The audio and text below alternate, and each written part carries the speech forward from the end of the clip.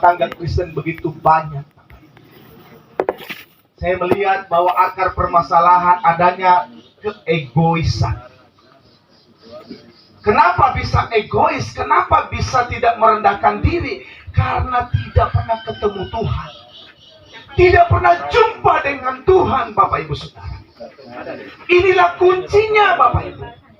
Saya mengajak kita untuk mari jumpa dengan Tuhan dengan hati yang sungguh-sungguh. Menghampiri Tuhan. Dalam ibadah kita, penyembahan kita, pujian kita, baca firman Tuhan, kita buka hati kita seluas-luasnya. Saya mau ketemu Tuhan. Mungkin kita tidak ketemu secara langsung, Bapak Ibu. Tapi bukankah Alkitab ini adalah isi hati Tuhan? Yohanes 1 ayat 1, pada mulanya adalah firman. Firman itu bersama Allah. Firman itu adalah Allah sendiri. Saya mengajak jemaat yang Tuhan percayakan di Pasang Kayu. Ayo sekarang ini, ayo kita rindu baca firman Tuhan yuk. Baca ini, renungkan firman Allah. Kenapa kita sudah sekarang lebih tertarik dengan film-film, hobi kita. Bahkan ada anak Tuhan yang tidak baca firman Tuhan dalam sehari. Ini makanan jiwa kita. Pasangan suami istri yang baru, saya pesankan, junjung tinggi firman Allah.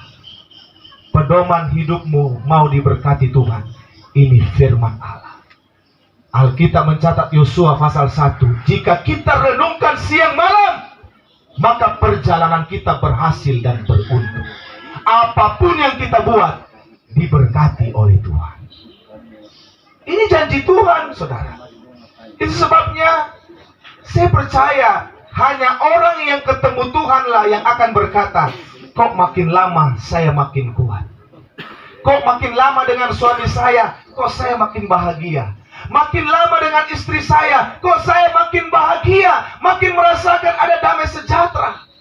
Jangan sama di luar sana. Apalagi kalau kita lihat di televisi, pernikahannya begitu megah. Saya pernah saksikan pernikahan di TV, turun dari helikopter. Hebat sekali. Mungkin miliaran, puluhan miliar, ratusan miliar habis. Belum 1 tahun cerai. Begitu desainnya megah luar biasa. Haleluya. Saudara, itu bayangkan, saudara. Ya, begitu cepatnya kita berubah. Begitu cepatnya hati manusia ini berubah. Karena tidak ada tuntunan Tuhan di dalam. Itulah sebabnya sore hari ini kesempatan yang berbahagia. Kita semua di sini butuh yang namanya kasih Tuhan mengalir dalam jiwa kita. Dalam jiwa manusia ada unsur pikiran, ada unsur perasaan, ada unsur kehendak. Dan inilah yang seringkali dimainkan oleh pekerjaan iblis. Sehingga kadang-kadang suami istri kalau tidak peka, dia main baper-baperan. Iman kita harus melampaui baper-baper kita. Jangan bawa perasaan. Kita tidak akan tumbuh maksimal kalau sedikit-sedikit baper. Jangan, Bapak Ibu. Saya yakin kalau kita ketemu Tuhan, kita akan dibawa dalam sebuah dimensi yang namanya area di mana Tuhan bekerja untuk memulihkan, untuk mendewasakan, untuk membuat kita masuk dalam rencana kekal Tuhan, menjadikan kita pribadi yang siap menjemput Dia di awan-awan yang permai. Tidak lama lagi Tuhan datang. Kalau melihat semua tanda-tanda yang terjadi, tapi bersyukurlah kalau masih ada kesempatan. Dan saya himbau, saya melalui pemberitaan firman, selama ada kesempatan yang Tuhan beri, mari saudaraku yang saya kasih, ayo kita datang kepada Tuhan. Ayo kita sungguh-sungguh mengiring Tuhan. Ayo kita beri diri mengiring Tuhan, melayani Tuhan. Maka percayalah janji Tuhan, makin lama, makin kuat.